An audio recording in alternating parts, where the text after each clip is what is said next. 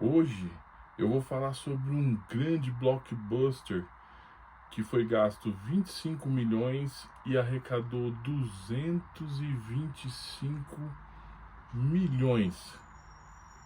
Pois é, trata-se de uma história de um agente da CIA que se aposenta para se aproximar mais da sua filha, ficar mais perto dela, já que o casamento foi para o espaço devido ao seu próprio trabalho, que levou horas a fio. E nesse aproximar, ela fazendo aniversário, ele a presenteia com disc box, um aparelho de voz, né, de karaokê. E graças a isso ele vai no aniversário dela, da sua mulher que já está no seu segundo casamento, e a vê ganhar um cavalo do seu padrasto. Aí ela lhe pede para viajar para Paris, só ela e a amiga. Ele reluta, pois o seu próprio serviço conhece as mazelas e os perigos que há na Europa. Mas ele acaba aceitando e deixa ela ir. E ela é sequestrada por uma quadrilha que vende mulheres à torto e direito. Pois é, eu tô falando de Busca Implacável com Liam Neeson. E assim que a sua filha é raptada, ele vai fazer de tudo um pouco para recuperá-la e trazê-la sã e salva de volta. Logo depois da vinheta eu estou começando então, lembrando que esta é apenas a minha humilde opinião de fã de cinéfalo, está bem?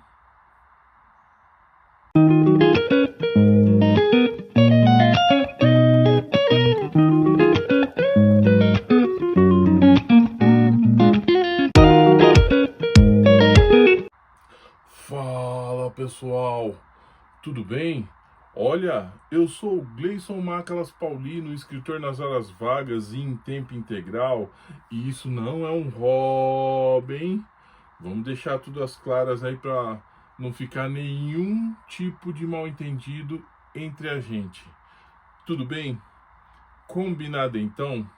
Liam Neeson está impecável no papel de Brian Mills, um ex-agente da CIA aposentado que tenta se aproximar mais da sua filha de 17 anos. E tanto é que ele permite que ela vá viajar com sua amiga, né, para Paris, e depois ele descobre que tudo não passou de um engodo, de que elas iam acompanhar a banda U2 numa turnê por alguns países da Europa, só elas. Ficou chateado, isso, aquilo, porque como agente da CIA aposentado, ele conhece os perigos que existem na Europa e no mundo. Mas mesmo assim bateu aquele aperto no coração e ele a liberou. Chegou lá, elas são ludibriadas, são capturadas por uma gangue de albaneses. E só uma ligação no telefone, quando ela tá falando com ele, ela é sequestrada e ele tem uma descrição pouca, que é uma estrela e uma lua na mão. O nome do cara era Marco, 1,80 m e só isso. Mas eu não sou pai, mas como filho eu sei que todo pai fazia de tudo e mais um pouco para recuperar a sua filha. E ele não demora muito, ele pega um voo direto para Paris, vai no lugar onde elas estavam, banca o detetive, ele monta o passo a passo de como elas foram capturadas e a forma que foram capturadas, e descobre que no aeroporto tinha uma espécie de olheiro, um jovem, desses jovens televisivos, né, com beleza de televisão, atraente, que é o predador para essas presas. Chega lá, ele oferece uma carona, divide carona, e aí ele fica sabendo onde elas vão ficar. E onde elas vão ficar, depois ele manda o serviço pesado dessa gangue, desses criminosos albaneses, e eles vão lá e sequestram a vítima. Assim que ele descobre o rapaz, ele o soca, o agride, tenta capturá-la a torto e direito. Só que ele não está sozinho, ele tem a ajuda de um outro rapaz lá, que sai em luta corporal com ele, ele consegue escapar, dá fuga no Brian Mills, no Liam Neeson, e ele pula da ponte num caminhão e chega lá embaixo, só que ele não vê o outro caminhão vindo na sua direção e morre atropelado. Brian Mills tem contato também com a polícia, com o serviço de inteligência de Paris, e fala com um deles, pedindo suporte, pedindo socorro, uma ajuda para localizar. Ele tem algumas horas até que ela desapareça de vez e nunca mais seja encontrada. O filme é uma ação desenfreada sem fim. Começa com aquele começo meio bucólico, daquela situação, isso, aquilo, ele, a ex-mulher, a filha, casal separado. Você pensa que vai ser um romance, mas não. Trata-se num hit, numa ação desenfreada sem fim. Brian Mills, esse agente da CIA aposentado, vai fazer de tudo um pouco para encontrar quem sequestrou sua filha, e ele vai investigando e contra-atacando. Ele vai até um ponto de prostituição de mulheres albanesas, que é controlado pela máfia albanesa, e descobre o paradeiro de um deles, e pega um tradutor, coloca no seu carro, grampeia o cafetão dessas minas, paga para ele e tal, para sair fora sem lutar, e grampeia ele, coloca um ponto de escuta na jaqueta dele. E assim que ele vai falando, que eles vão conversando, o cara vai traduzindo do albanês para ele, para saber. Aí ele descobre um lugar que eles têm, que é feita a prostituição, e vai até lá. Lá ele se revolta, porque ele acha a jaqueta da sua filha, que ela estava no aeroporto com ela, que ele se despediu dela com ela.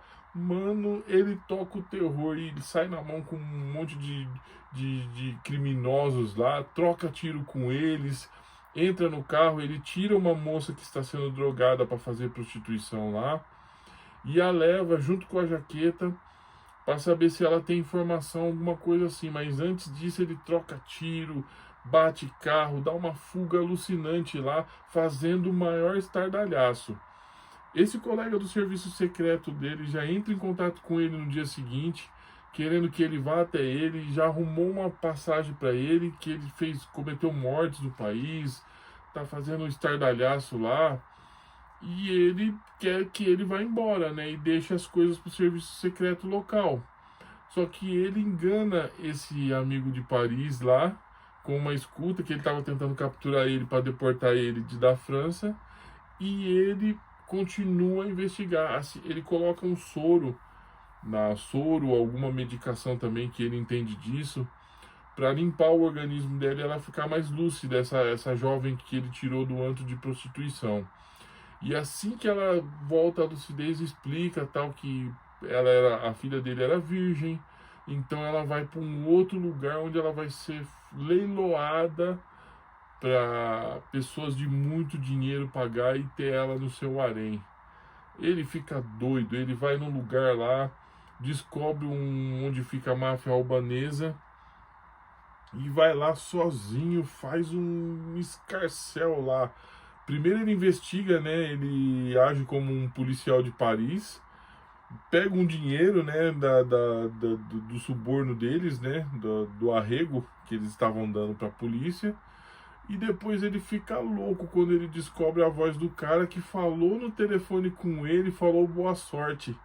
Quando ele traduz um papel ali, que ele lê o papel e fala boa sorte, ele identifica a voz dele, aí ele dá uma facada na mão dele, troca soco com o pessoal, troca tiro, mata meio mundo ali, graças à sua perícia. Ele não é à toa que ele é um ótimo agente da CIA, e faz aquele escarcéu, estardalhaço, captura um deles vivo, esse cara que falou no telefone dele, e dá choques nele, dá choque até ele dar a informação precisa. Aí depois que ele dá a informação precisa, ele liga o negócio lá sem parar e deixa dando choque até matá-lo.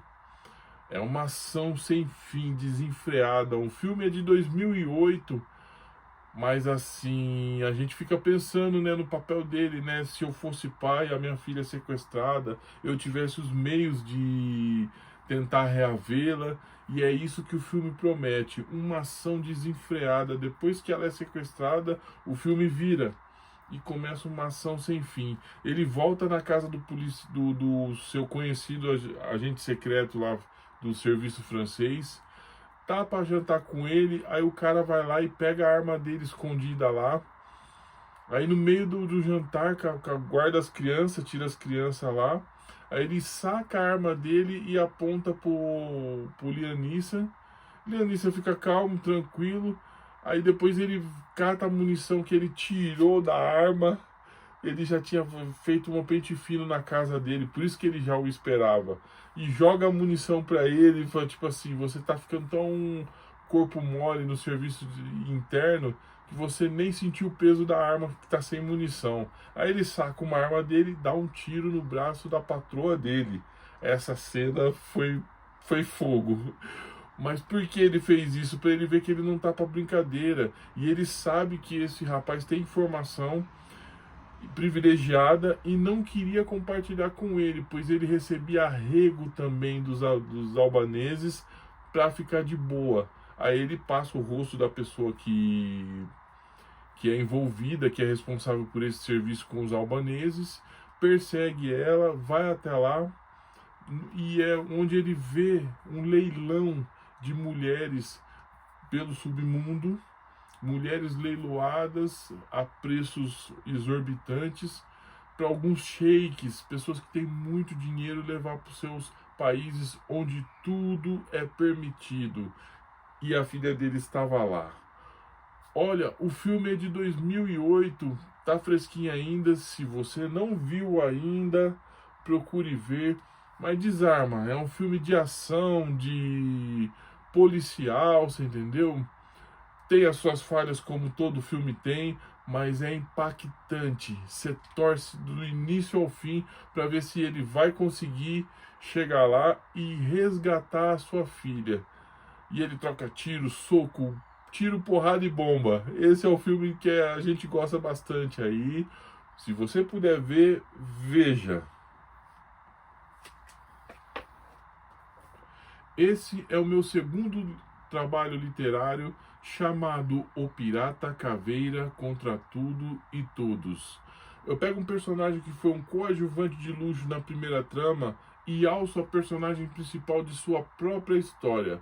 Só que dessa vez o Pirata Caveira enfrenta uma doença terminal que vai levá-lo à morte. Então, e seus poucos mas leais amigos desapareceram misteriosamente. Então, no tempo que lhe resta, custe o que custar, ele vai fazer de tudo um pouco para descobrir o paradeiro dos seus amigos, se estão vivos ou mortos, e praticar uma rápida vingança, pois trata-se de um anti-herói. Disponível na Amazon, no seu formato digital, e-book, e no seu livro sólido, físico. Está também no Clube dos Autores, no seu formato digital, e-book, e no livro sólido, físico. Vai lá, pessoal, dá essa força para nós, autor nacional, autônomo. E nas páginas do Wattpad eu publico meus romances, aventura e fantasia, contos urbanos, no exercício da profissão. Tudo de graça, gratuito lá. Ler é necessário e é um exercício para a mente, para o cérebro, ativar essas funções através da leitura. Entra lá, está disponível lá gratuitamente, opine, comente, está tudo lá no Wattpad lá. E a gente faz com muito amor e carinho pela escrita, pois eu amo escrever. É isso, pessoal. A gente vai se falando. Tudo de bom para vocês e até a próxima. Está bem?